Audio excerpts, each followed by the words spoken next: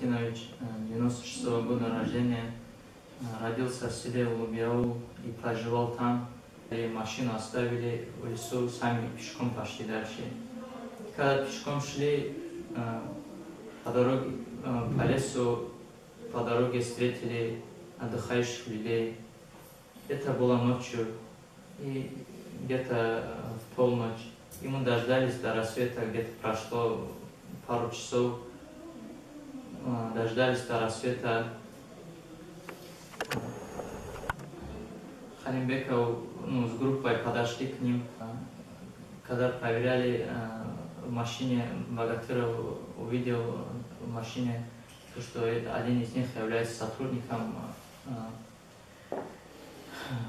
После этого мы разбудили их. После этого мы разбудили их. Один спал на улице, их было 5. Один спал на улице, а 4 спали в палатке. Вытащили их с палатки, завязал руки их и Халимбеков ударил этого школьника, и за него начал заступаться старший брат. Когда старший брат начал за него заступаться, пошел на Халимбекова. Халимбеков разозлился, застрелил его с пистолета Стечкина. После этого другие испугались. В то время телефон Халимбекова находился у меня в кармане, и Халимбеков попросил вытащить телефон и начать снимать. Я вытащил телефон, начал снимать на телефон Халимбекова, и по ходу съемки комментировали видео.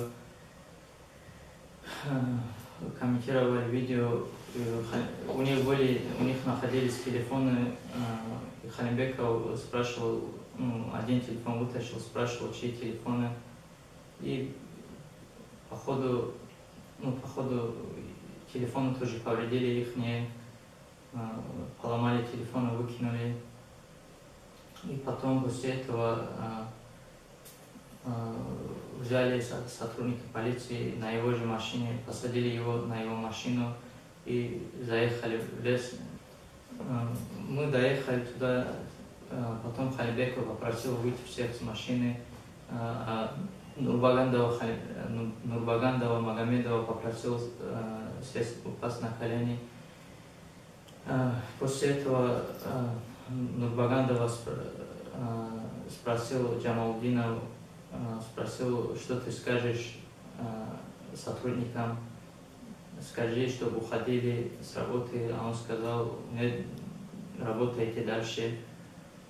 Я все это продолжал снимать, и на видео Халимбеков застрелил в голову Нурбагандова Магомеда. Халимбеков Магомед ответил ему, что он набухался и поэтому так разговаривает.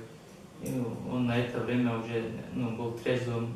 Нурбагандов Магомед находился в трезвом состоянии. И после этого он застрелил его с оружия Сайги, с глушителя, застрелил его, и он скончался на месте. После этого к нам подъехал в лес Касумов Назир. На то время он находился в легальном положении. Он подъехал в лес ночью, забрал нас, мы поехали к нему домой. В тот же момент мы поехали к нему домой, зашли в его дом. Дом был закрыт, никого не было внутри. Он открыл ключом, зашли в дом, переночевали у него, и на следующий день днем выехали на сотрудников ДПС. Мы знали, что на трассе постоянно находятся сотрудники, и заранее подготовили это и выехали на них. Поехали до Инчхе, в сторону Дербента. Оттуда Халимбеков сказал развернуться. Развернулись, когда обратно ехали в сторону Избербаша, в сторону Махачкалы. Увидели, не доезжая горки Избербаша, увидели с левой стороны сотрудников возле кафе. И мы чуть дальше проехали, развернулись на машине. Халимбеков сказал, сейчас подъедем и будем расстреливать их. И мы подъехали, и я сидел в середине, сзади в середине, Халимбеков сидел впереди, Касумов Назир тоже сидел впереди, Умаханов Рашид и Богатыров Амалад, они сидели сзади по краю. И мы вышли с машины, я вышел последним, Назир оставался в машине, мы вышли все с машины, я вышел последним.